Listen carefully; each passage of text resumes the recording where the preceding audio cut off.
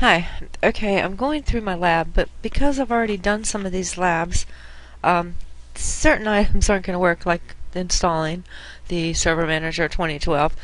Hopefully I'll be able to do that on my second laptop, maybe later on in a week or two. But first I want to go through and I want to show you how to remove some roles, because I was going to remove this role and then show you how to add it. But if you go down here to Remove Roles and Features, Manage, Remove Roles and Features, select your server, and then I was going to remove this one, File and Storage Services. You have to check in the box, and it says you cannot remove, storage services cannot be removed. So anyway, we're going to go through and add a role, because I noticed this one role wasn't added. So I want to, this is Remove Roles and Features, so we're going to cancel out of this. Cancel, and we're going to add roles and features. And it first brings you to the screen, the Before You Begin screen, and it tells you a few things. You just click Next. We want a role-based installation. We're going to select our server B, and we want to install the web server as well. Yes, we want to include the features. We want to include the web. Where is it? The web Windows Server backup. There, right there. Internet printing client. We want to make sure that is on. Internet printing client.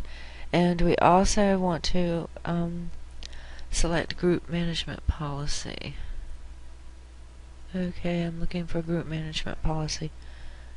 Group policy management, rather. Yes, it is checked. Okay, it was grayed out. That's why I couldn't see it. It's already installed. So we're double checking our features, getting the ones we need. So we click Next. The select role services, and we're going to accept all the defaults and click Next. Installation, confirm installation selections. We say install, and this might take a second.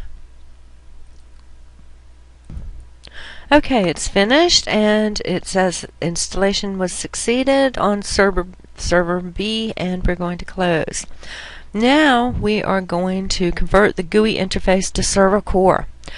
So on our server B, and we're going to select Manage, Remove Roles and Features, and we get our Before You Begin page. We're going to click Next. Select a server, and we have our server B highlighted. Click Next. Remove features. So we're going to scroll down and expand the user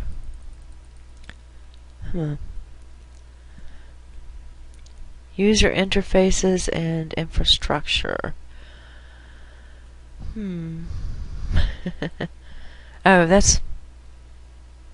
Oh, we're not on the remove features yet. There's remove features. We were on the roles page. Gotta be careful about that. So we're going to go down here and user interfaces. Darn it. Excuse me. Like I said, I'm not going to edit these. I'm pretty... Okay. We expand our user interfaces and infrastructure, and we are going to clear the boxes for the graphical management tools and infrastructure. Remove features that require graphical management tools and infrastructure. Yes, we're going to remove the features. And when we do that, the server graphical shell also gets cleared. And then we restart. We confirm our removals. There we go. And we're going to click Restart. And we're going to say yes, and we're going to say remove. And I'm going to pause again and be right back. Okay, it's finished, so we go and press send an alternate control delete to sign in.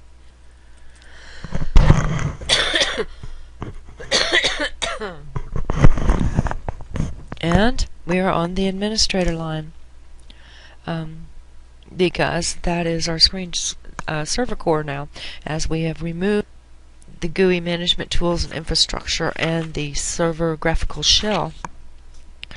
So now let's take a look at how we would install that. As you can see, we have to type in the word PowerShell at the command line to bring up our PowerShell scripting. And now we can, I believe, install Windows feature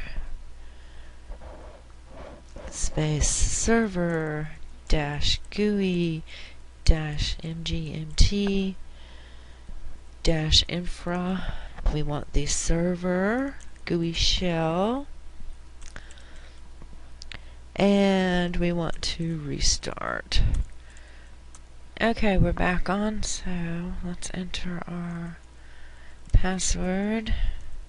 It's our PowerShell window. And we're bringing up Server Manager, so we have successfully, I believe, installed the GUI again. We have our graphical management tools and infrastructure installed, our server graphical shell installed, our web server, and our PowerShell. So we're going to cancel out of this, and I tell you what, let's close that.